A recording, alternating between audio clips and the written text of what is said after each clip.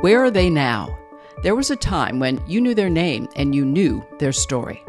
I'm Vikki Vargas. I was a television reporter in Southern California for 4 decades, covering earthquakes, fires, floods, the usual, telling other people's stories.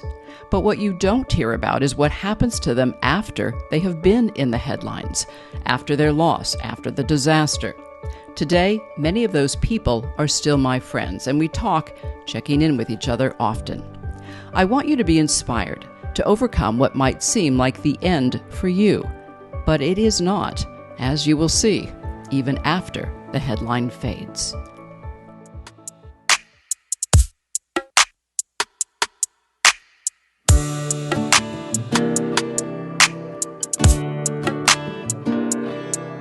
Hey. 3 years after losing his wife, Matt Mauser opens up about living in poverty as a child, about the musical DNA he was born with, and how he came to know David Foster, perhaps the biggest music producer in the world. Mauser's wife, Christina, was killed in the helicopter crash carrying Kobe Bryant and his daughter, Gianna. Now, he is raising 3 children alone. Penny, 15 years old, Tom, 13, and Ivy is 7. In this episode, he shares with us how he got through some surreal moments, from becoming a self-taught Spanish teacher to seeing his wife's picture flash on the screen during the Super Bowl. So you know what brought me to this point was remembering our last conversation, which was after a Tijuana Dogs concert, you performing, singing, dancing to thousands. And I said to you afterwards, questioning myself though, is this Matt's happy place? Is that where he finds his joy today? What would you say to that? I'd say yeah, it is. It's definitely part of it. And the build up to it, and then the being with my band.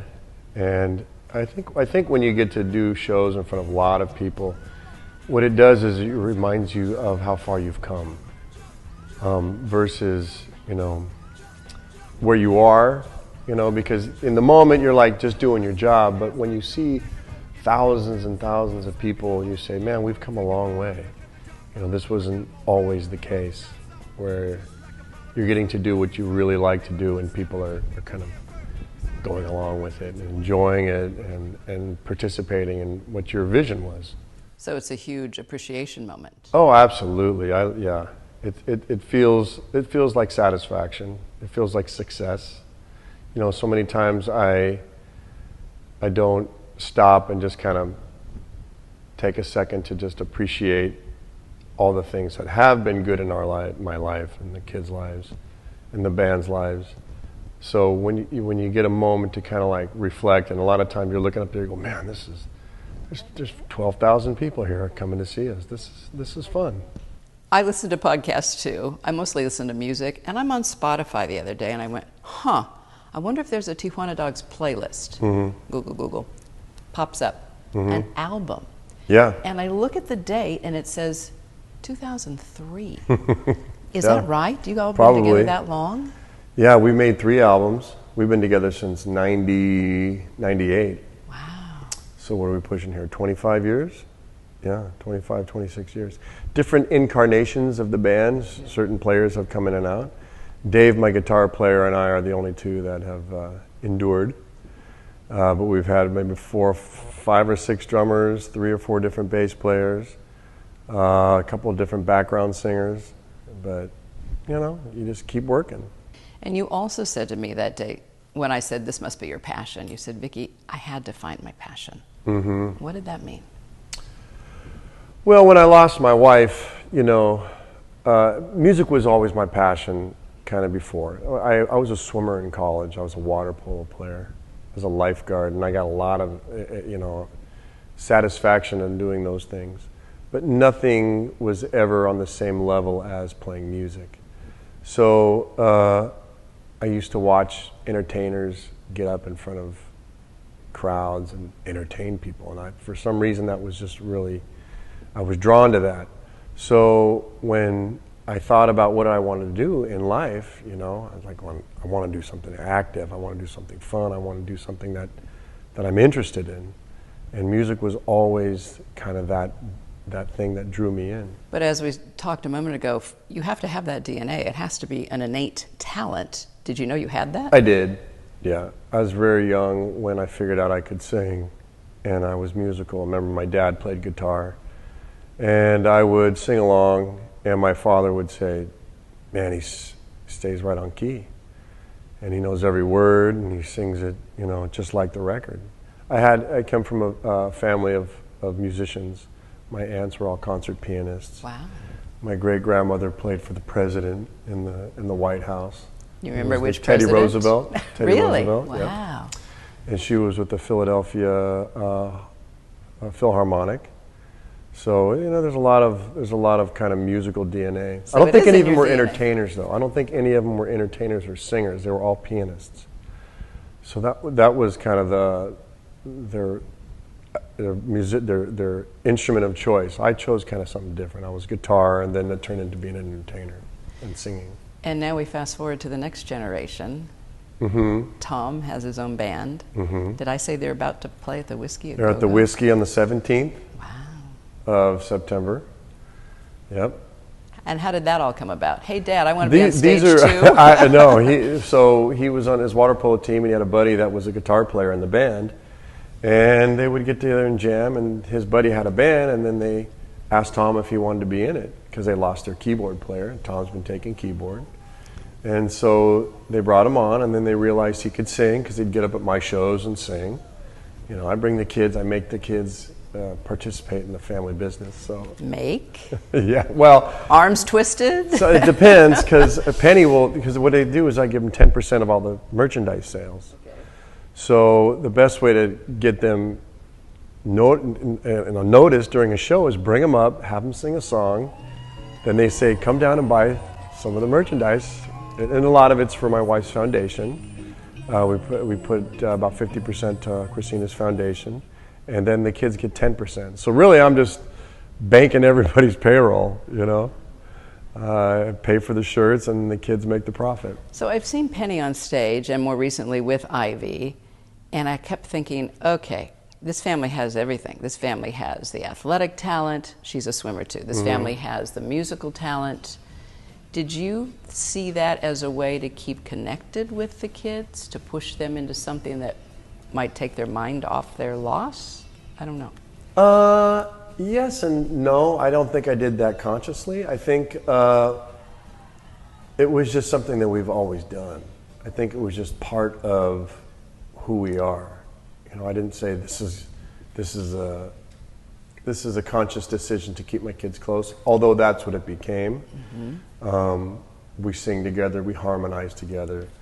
But I just always just exposed them to it from the time they were little kids. It's like dance, sing, and then when Christina used to get up there and sometimes she'd sing, I'd get her to get up. She didn't sing very well, but we would always dance together. I put some videos up of us dancing when she would come to shows, and the kids just kind of naturally took to it, and it's just become part of who we are.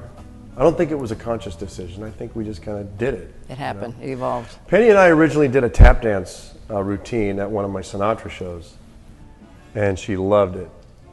I decided after I retired from teaching I was going to learn tap dancing. No. Yeah, I did a recital. I was taking it at a local community college. I did a recital, and I'm about 6'2", and everybody else in the class was about, I think the tallest was about 5'5", 5'6". So I stuck out. I had this top hat on with like neon green flare, and she was laughing at me. She thought I was the biggest idiot. But I've always just kind of done my own thing, and I've encouraged that in my kids. Just kind of, hey, don't worry about what everybody else is doing. Do your thing, have fun, and try not to get swayed by what other people think. I can see it in your eyes that you despise the same old lies you heard the night before. So part of the reason behind this podcast is to talk about where you were when the tragedy happened and how far you've come. I don't think a lot of people know you were a Spanish teacher. I was. Era maestro de español. Para mí, I was 23 años en total, 23 years in total, but at private school for 20. And where did that come from? Well, that's a good question. So I was history. I wanted to be a history teacher. I was a lifeguard, and then I needed a non-summer job. So when I graduated from college, I took and passed all the tests in history, and I walked in to start subbing, and they go, "We don't need history subs." I go, "What do you need?" They said, "We need Spanish." I said, "Hablo español." But I didn't speak great, but I spoke enough. I was always at the top of my class whenever I would. And language and music kind of came pretty easy to me. And my mom was an ESL teacher, and my parents both spoke second languages. My dad speaks French. And so I was able to kind of pick it up. And I stayed, one of the teachers had a heart attack, and I was the swim coach. And they said, "Hey, would you be able to teach this class full time?" I go, "Yeah." So I would stay a day ahead of the kids. This was at Marina High School in Huntington Beach. I would stay a day ahead of the kids, and I just would study at night, and eventually I just figured it out. I learned how to conjugate verbs, and I learned how to, noun, verb, adjective agreement. I learned, all the kind of grammar concepts, and I put them to music.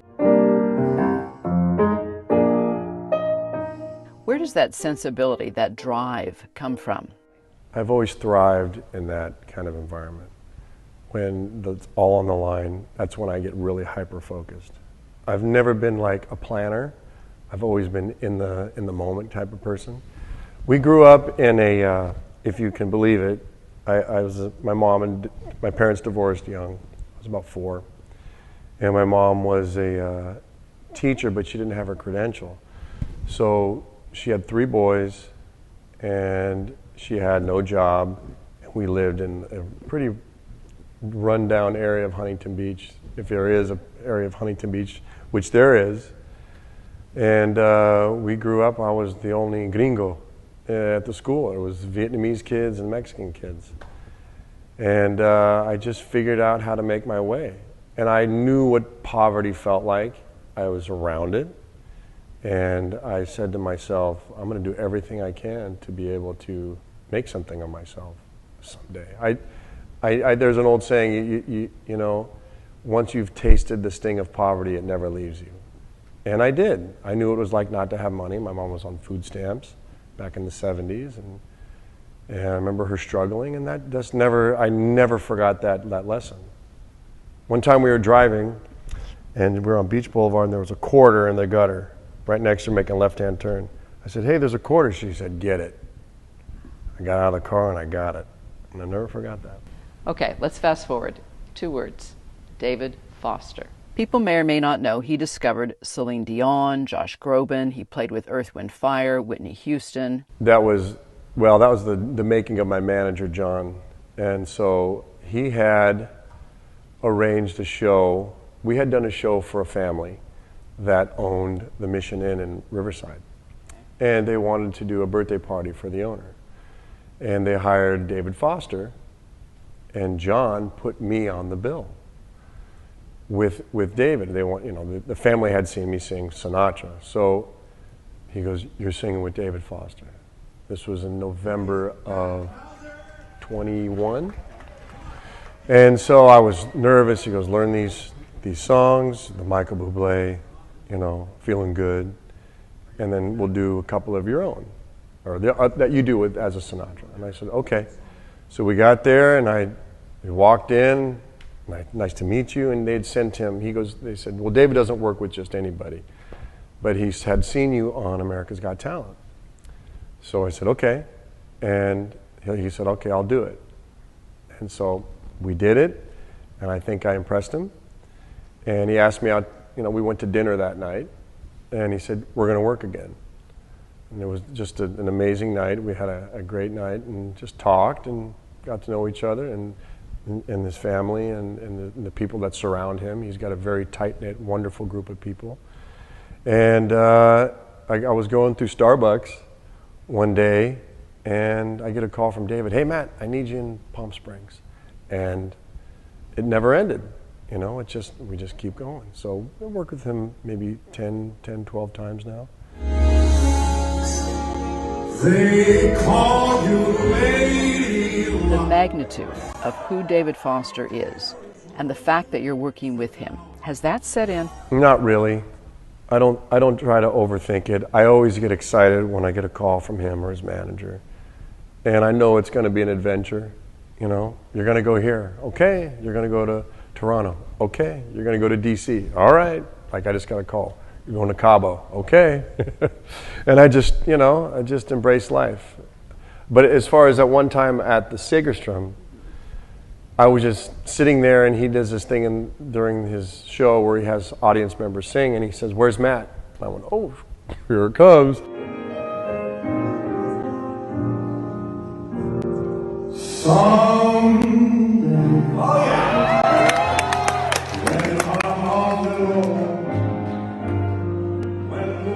And I didn't know if I was going to feel good. You never know what's going to come out.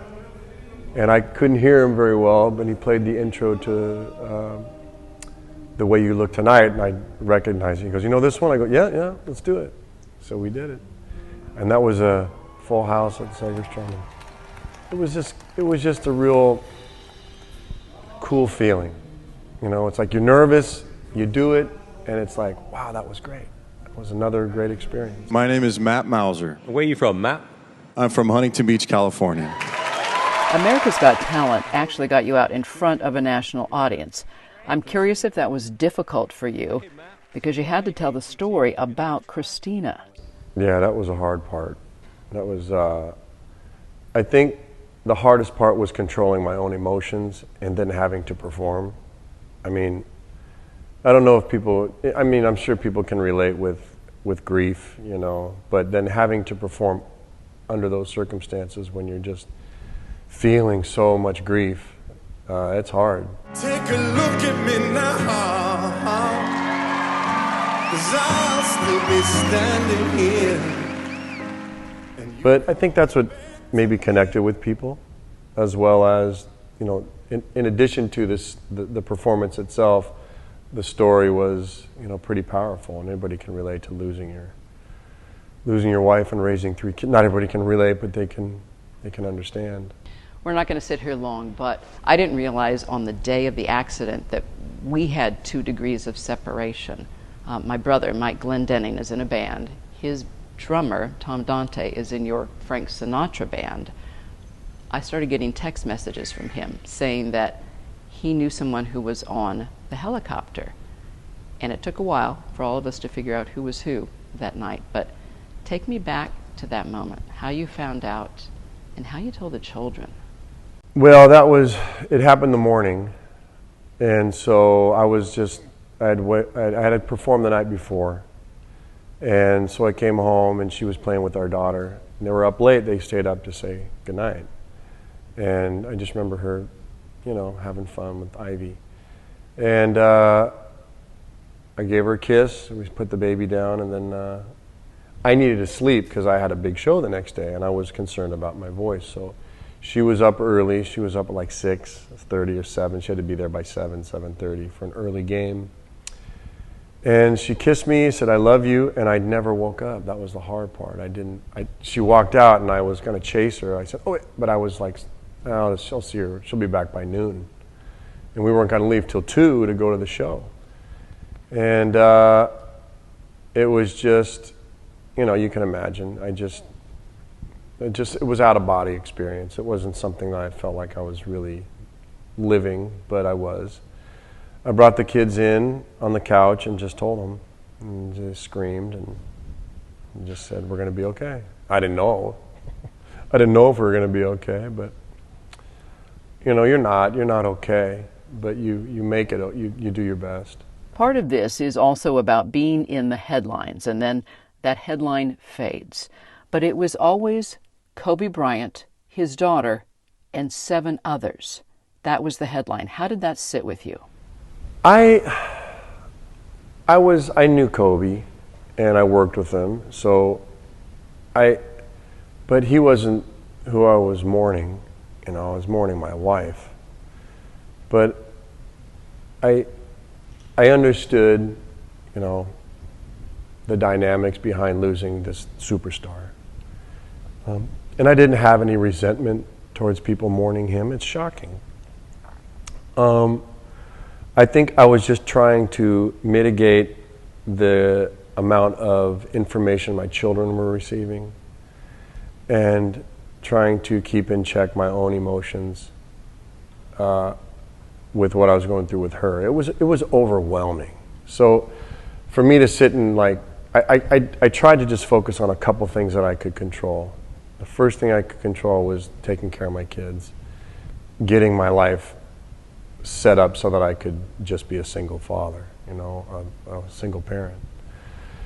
And that took up a lot. And then there was logistics, you know, you get slammed with logistics in addition to tons of media, you know, they're at your front door, police, everybody's calling you. It was overwhelming. So I just tried to stay within myself and stay calm. And I just, you know, was obviously in a ton of pain. So that kind of took over. And then, you know, but there was a lot of family and everybody kind of coming in and out. And then there was a time where I just wanted everybody out, get out. So I asked everybody to leave. And it was just me and the kids. And we just kind of just sat there for a few days. But as far as, you know, the Kobe kind of element, it was hard because it was, there was this sense of, you know, and 7 others. But then also in our community, everybody was mourning Christina. So in our own little world, we were very much the focus, which I think made it easier. But the hard part, you know, you're sitting there watching the Super Bowl and there's your wife's picture at the Super Bowl. And it's just like, God, this is too much, you know? And then you see yourself on TV doing interviews with Anderson Cooper on Good Morning America, you know, and all these different shows, and you're just like, God, my God, am I really going through this? Is this really happening? Yep, it's happening. So tell me about that relationship between Christina and Kobe. You call her fierce. What did he see in her? Well, he and I were coaching that team, so I was the assistant coach for a while. Yeah, So and the swimmer was a basketball coach? right. So Christina and I were the 2 basketball coaches. And Kobe and I became friends through music because I was helping him write all the songs for his podcast, The Punies, which he had released. And so I did 2 seasons with him, and somewhere along the 2nd season, I said, hey, I can't keep coaching. And then one day he texted me, he goes, do you think Christina would want to come out and teach, you know, defense? And I said, let me ask her. And I asked her, she goes, I don't want to do it. She goes, I know how much work you're putting in. It's just too much. I don't have the time. Teaching, and 3 kids, and running your bands. And I said, honey, this is a great opportunity for you. She turned down Kobe Bryant. Yeah, she didn't want to do it. So I said, give it a shot. So she went out there, and I sat there and kind of watched. And I went and got a Starbucks, came back, and brought her one and him one. And he goes, man, she knows her stuff. She really knows her stuff. He goes, she's unbelievable. I said, I told you. And he said, I go, she doesn't want to do it. I said, she's just doing it because I told her to come out. He said, well, let me talk to her. So we talked to her. He kind of laid it out. He said, you're going to be defense. It's only going to be 3 nights a week. You know, I'll do the offense, and somebody else will run the office and all the, you know, paperwork. So she kind of evaluated, and I was thinking about quitting teaching at the time. So, you know, she didn't want to teach if I wasn't teaching. So it kind of was like one of those things where, okay, this is this perfect storm. We pulled the kids out of the school where we were teaching, and I quit, she quit, and we tried this new chapter, and it was exciting. So that was unusual for Christina to be on Kobe's helicopter. It was once in a while, and she hated flying, hated it. You said you're a little cautious of that now. I hate flying. But, you know, I have a friend, she lost her husband in a car accident. I'm not going to stop driving. She didn't stop driving. You know, you got to, I don't know, get into too much with the details, but somebody made a mistake, a big mistake, and, I'm not going to stop living life because of a fear that I have, which is a real fear. But, I got to keep living. You were 11 years apart, and yet you figured out pretty fast that she was the one, right? I was pretty set on staying single. I think, I was 33 when we met, and she was 22, 23. And she just kind of came in. She was stunningly pretty. And I kind of, wow, that's a pretty girl. But that wasn't what I was looking for. More than that, it was like she was really organized. She got things done. She would help me with my grades. She would help me with, she was a great cook, and she just was a doer. And she never let anything, she was an athlete. I think she approached life like an athlete approached life. She was a very successful athlete. Disciplined, and, and was honest and open and had a real strong moral compass, and that's wrong. Don't do that. And stay away from him or stay away from her, and don't associate with them. She just saw things very clearly. She took on your passions for the band. She even helped promote it. She gave me everything. It's like I'd never met anybody that was that, determined to help me. It sounds selfish, but in recognizing somebody that just gives, it's like you just can't do anything but want to give back. I was like, oh wow. So when she had that opportunity, she'd always say, "You found your passion," and I'm envious because I don't know what mine is. She goes, "I'm organized, but what is that?" I go, "That's a great thing, yeah." But so when she had this opportunity, and she was such a good coach and such an amazing mind for basketball, that when this opportunity came up, it was like, "Christina, you've been doing this for me for 16 years. This is your time. Go organize somebody else, right? This is your time." And she was so happy, She just loved her job. What do you miss most? Oh. I know it's simplistic, but her smile, her laugh. do you see it in Penny? Sometimes. I just miss the day-to-day. I miss being able to laugh with my wife and watch our children grow together. You create these beautiful human beings, and you want to be with the person that you made them with. You're a single dad. You're in that house alone with those children. What's that like? Take me into the Matt Mauser household and how you deal with that. It's bittersweet, but it's interesting because now they're teenagers, and my teenagers are funny, and they're really engaging, and they laugh, and they make me laugh, and it's kind of like having her here, But it's always peppered with a little bit of sadness. I mean, they don't think they feel it, but I feel it. I think they've adjusted pretty well. They have their moments, but for me, there's always a little bit of sadness. Even on your best times, there's a little bit of sadness. But I think we have progressed. We've come a long way. The kids are thriving. They're all straight A students, and they're all successful at sports and music, and they seem happy. I goof around a lot. I play the fool, which is easy. Part of the reason for doing this podcast is to talk about what I've seen with the evolution of so many people who lost what they did. And I realize there are three types of people.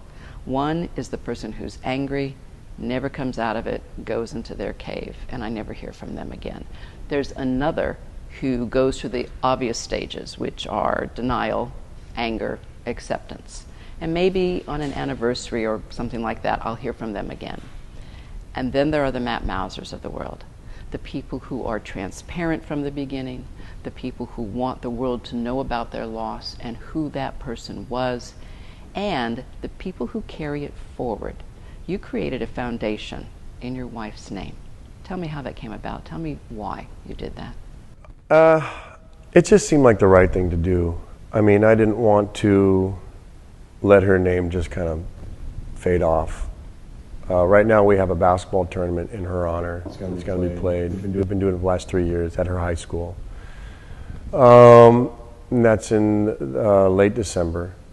The foundation has given scholarships to young women that were a lot like Christina, that were to play sports in college, and that just had the qualities that she had. But for me, it was more like it just seemed like the right thing to do. I didn't want her to fade, and I think when you make a good point. I didn't know any other way. I still can't look at pictures.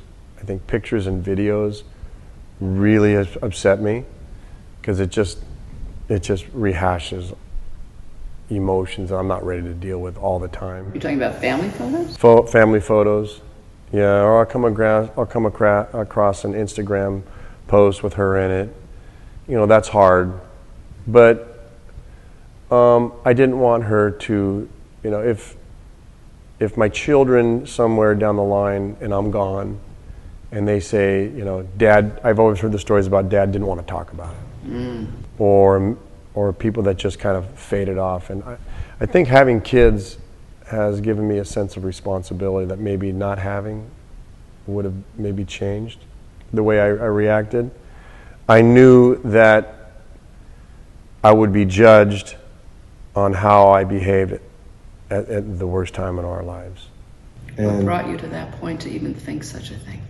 My children, and I did a lot of reading about people, heroes and war heroes, and I was a history buff as a kid. And people aren't measured when things are good; people are measured when things are bad. And I wanted my children to be able to look back and said, "My dad stepped up and kicked butt when he needed to."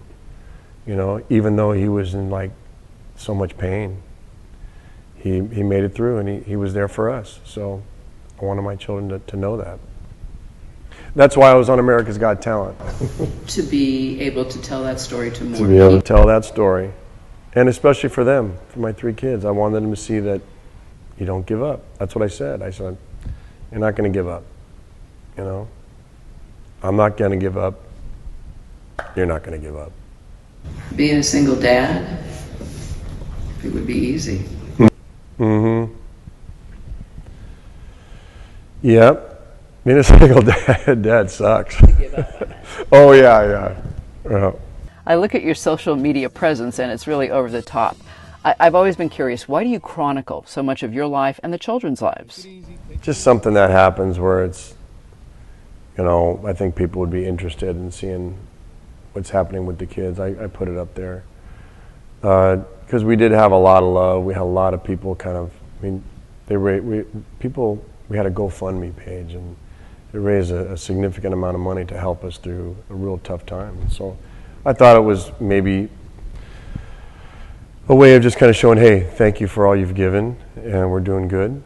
And plus, my job is in the limelight. My job is, when there's people that come out and see us, we work. If nobody shows up, we don't work. That's part of being in a band. You have to bring people out. A great band that has no fans it's like a tree falling in the forest. Okay, final question. Best part of your life now, 3.5 years later?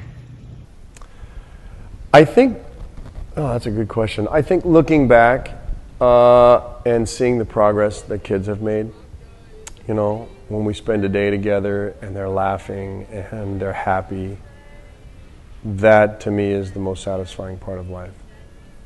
Seeing my kids. We went water skiing up in Big Bear. I took the kids. We hired a boat and they towed us around. And I just see my daughter, this is the best day ever. And they're all standing up laughing, and I went, okay, I'm creating moments for my children. I'm bringing them childhood memories that will last. And that's kind of my job. So you figured out what to do even after the headline fades. I did. Is it wrong to think